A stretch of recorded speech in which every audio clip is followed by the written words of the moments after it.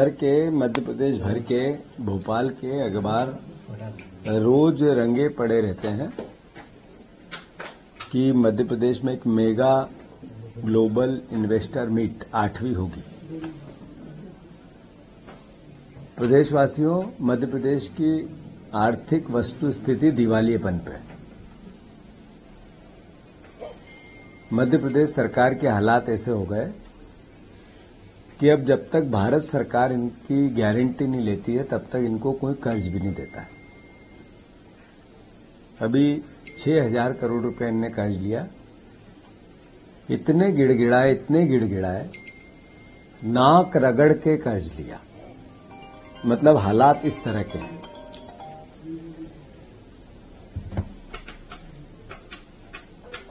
हालात आर्थिक कैसे हैं? 36 अलग अलग कर्मचारियों के, विभागों के कर्मचारियों के 36 सेगमेंट है, 36। उनकी समय पे सैलरी नहीं दी गई। छोटे से लेके बड़े अलग अलग विभाग हो सकते हैं।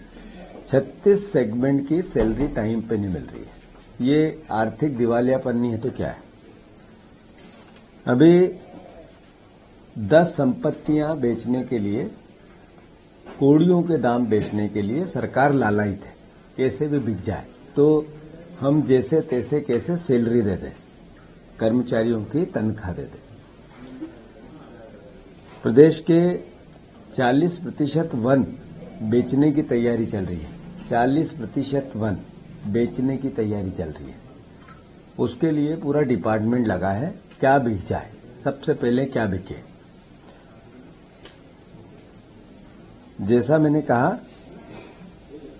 कि टूरिज्म विभाग हो, जो पुराना परिवहन विभाग जिसको डिपो और अलग अलग बात करते थे उसकी जमीनें हो, वन विभाग का मैंने बताया, बिजली विभाग की जमीनें हो या उसकी संपत्तियां हो, जो नजुल की जमीनें हैं, जगह जगह नजुल, मंदिरों की जमीनें जो मंदिरों के जीवन यापन के या पुराना इस तरह के टूरिज्म पैलेस जो महल और पुराने अपनी धरोहरों में आते हैं। अभी बता रहे थे मुकेश भैया कि महेंद्र भवन है एक पन्ना का, वो भी बेच दिया।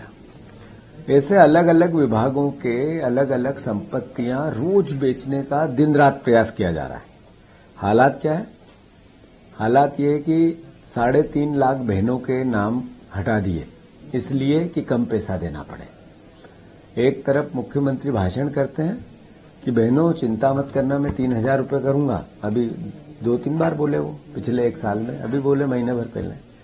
दूसरी ओर वित्त मंत्री कहते हैं हमारे पास कोई प्रोविजन नहीं है 3 लाख रुपए। मतलब वो कहते हैं मुख्यमंत्री झूठ बोल रहा है। वित्त मंत्री ने कहा कि मुख्यमंत्री झूठ बोल रहा है। ये मैसेज है सीधा। एक तरफ वो कहते हैं 3,000 रुपये करूंगा और दूसरी तरफ वित्त मंत्री ने कहा है कि हमारा कोई प्रोविजन अभी हमने इसमें नहीं रखा। सीधे अखबारों में हेडिंग बनी है, वो वित्त मंत्री सीधे मुख्यमंत्री कह रहे हैं झूठ बोल रहा है। तो मैं समझता हूं ये वस्तु स्थिति है। अभी वचन पत्र, संकल्प पत्र का एक भी संकल्प पूरा नहीं किया। जब पहला भाषण दिया था मोहन यादव जी ने बजट पे या राज्यपाल के अभिभाषण पे, तो ये वचन पत्र हमारा, ये संकल्प पत्र हमारा, ये संकल्प पत्र गीता और रामायण जैसा एक एक शब्द इसका हमें प्रतिपालन करना है। वो गीता और रामायण का एक एक शब्द इनको याद ही नहीं आया आज तक। 1.5 साल में भूल ही गए, ये पता ही नहीं कि क्या था संकल्प पत्र। मैं चुनौती देता हूं मोहन यादव जी को कि आपकी सरकार के चेहरे को अगर आपको पहचानना हो तो कृपया करके, पुराने जमाने में भेष बदल के राजा अपनी परिस्थितियों को समझते थे। अगर आप भेष बदल के समाज में निकल जाओगे, किसी सरकारी ऑफिस में चले जाओगे, किसी पुलिस विभाग के थाने में चले जाओगे, तो सबसे भ्रष्ट सरकार दुनिया की आपकी सरकार होगी। सबसे करप्ट सरकार अगर किसी की है मोहन भैया, तो आपकी मोहन यादव की सरकार है। आपके वल्लभ भवन का जग जाहिर है, जग जाहिर।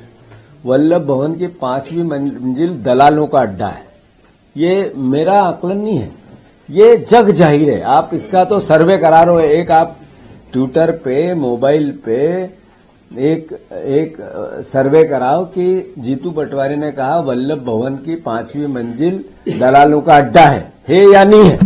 अगर इस सर्वे को सरकार करा ले, अगर जनता इस पर अपनी राय दे देगी, अगर मैं गलत निकला तो मैं सार्वजनिक माफी मांगूंगा आपसे। दूसरी बात, ये हम किसी के खिलाफ क्रिटिसिज्म नहीं कर रहे हैं या कोई उनके खिलाफ विचार है हमारा, इसलिए बयान नहीं दे रहे।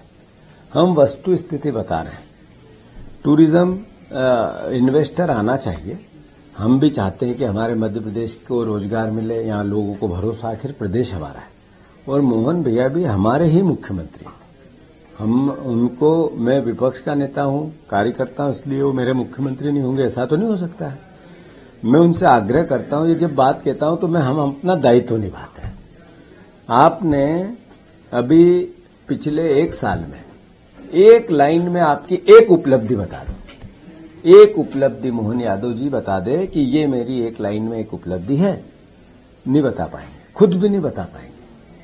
मैं मानता हूं इन्वेस्टर मीट को लेके हम अभी 1 आध दिन में पूरा लंबी बातें करेंगे, आंकड़ों समेत, सरकार के आंकड़ों समेत, और मोहन यादव जी को, प्रधानमंत्री जी को, और जितने इन्वेस्टर आए थे, जिन्होंने पिछले इन्वेस्टर मीट में जो जो बोला था और वो पूरा नहीं हुआ, उनको सबको चिट्ठी लिख रहा हूं मैं। अगर अडानी जी ने आके कुछ बोला और पूरा नहीं किया तो फिर वो भी दोषी है कि आप बोल के गए थे, किया क्यों नहीं आप। और 25 इन्वेस्टर अलग अलग भाषण दे के गए थे, एमओयू साइन करके गए थे। हमारे मुख्यमंत्री, हमारी सरकारें उस इन्वेस्टर की आस में, उस आने वाले पैसे की इन्वेस्ट की आस में प्रदेश की तरक्की समझे और उसके आधार पर खर्चा करने लगे। तुम्हारे चक्कर में हम कर्जदार हो गए, हम रात दिन कर्जा ले रहे हैं इसके लिए कि आप इन्वेस्ट करोगे, हमारी इनकम बढ़ेगी, हम चुका देंगे, तो आप झूठ बोल के जाते हो। इसका असर आम जनता पे होता है, हमारी सरकार पे होता है। तो मैं मानता हूं, उनको मैं चिट्ठी लिख रहा हूं और उसको लेकर आप सबसे लंबी अलग से बातें करूंगा। मैं फिर से, जो लाडली बहनाओं के नाम कम किए जा रहे हैं, ये पाखंड है, ये बहनों के साथ अन्याय है, ये इस सरकार का दोगलापन है। जो वचन पत्र किसानों के 2700 के गेहूं के दाम, 3100 के धान के दाम नहीं देगी, तो इस बार सरकारी खरीदी कांग्रेस नहीं करने देगी, खड़ी रहेगी हर तोलाई केंद्र पे कि 2700 दो, फिर बात करेंगे। ये कांग्रेस पार्टी सीधा, मैं फिर से मोहन यादव जी, आपका बजट आ रहा, उससे पहले मैं आपको चेता रहा हूं कि आप अगर 2700 गेहूं के दाम नहीं दोगे तो हम तुलाई केंद्र पे खड़े रहेंगे। कांग्रेस का कार्यकर्ता खड़े रहेगा, आपसे मुकाबला करेगा, आपकी सरकार से करेगा, और बिल्कुल भी आप जेल भेजोगे, जाने के लिए तैयार है। 1 साल हमने आपकी भावना की इज्जत की, 1 साल इंतजार किया, 1 साल में भी अगर आप लोग नहीं जागे, यानी आपकी नीयत ठीक नहीं है। और दूसरी तरफ आप प्रदेश को कर्जदार बना रहे हैं, संपत्तियां बेच रहे हैं, समय पे तनख्वाहें नहीं दे रहे हैं, आपके आर्थिक हालात दिवालेपन पे चले गए हैं। करप्शन ऐसा एक विभाग कोई बता दे जहां पे पैसे नहीं लगते हो। मोहन यादव जी, फिर आप भी भेष बदल के चलो, मैं भी चलूं, आप मेरे मालिक बनो, मैं आपका नौकर बनूं, और चले तो आप ऑफिस तय करो, आप विभाग तय करो, और चल के बताओ कि वहां पे करप्शन नहीं होता। आपके मंत्रियों के मंत्रालय में चले जाओ, वहां के कर्मचारियों से बात कर लो, और थोड़ा स्टिंग आपके मंत्रियों का ही किसी विभाग में करा दो, सब चोर हैं, पकड़ा जाएंगे, एक भी नहीं छूटेगा, सब जगह चोरी हो रही है। तो मैं फिर से, करप्शन के अगेंस्ट कांग्रेस पार्टी मुखर रहेगी, दबंगता से काम करेगी। सब भ्रष्टाचार के खिलाफ मध्य प्रदेश की आम जनता त्रस्त है, उसका जीता जागता उदाहरण सौरभ शर्मा है। उसमें आज तक डायरी कहाँ है पता नहीं चली। हमारी पार्टी ने कल मेमोरेंडम दिया है, मुकेश नायक जी, हेमंत कटारे जी, पीसी शर्मा जी, हमारे आरिफ मसूद जी और हमारे जिला अध्यक्ष जी गए थे। हमने स्पेशल, मैंने उनसे सुबह सबको फोन करके भेजा कि लोक आयुक्त जी कहो डायरी लाए, जो और बड़े लोग कौन कौन है उनको जो बचा रहे हैं उस पर बात की, जिसने इसकी नियुक्ति कराई, किसकी किसकी उसमें संदर्भ बना था उनका किया, और उनकी प्रमाणिकता उनसे पूछताछ करो।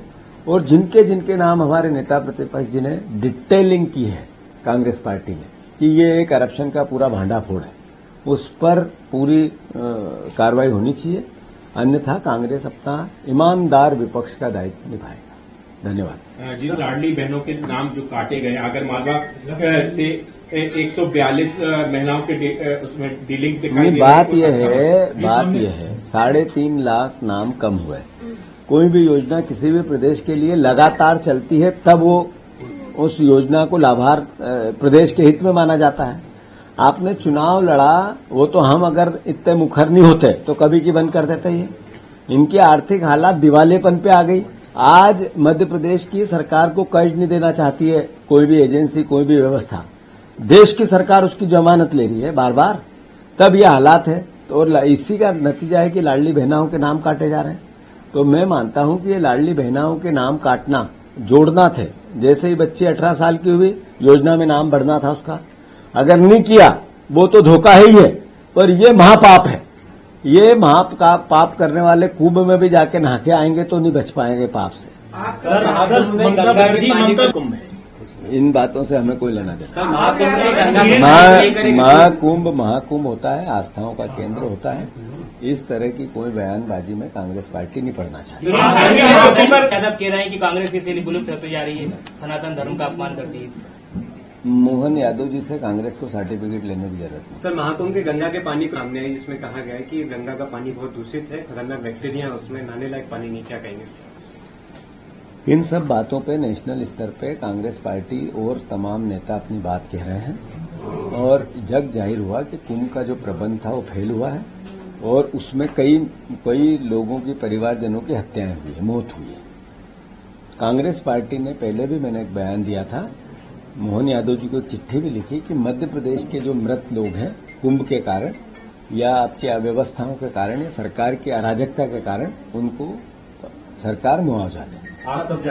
जहां तक प्रश्न है कुंभ का में मृत्यु का, उसके लिए चूंकि ये धार्मिक आस्थाओं का विषय है, सबको श्रद्धांजलि।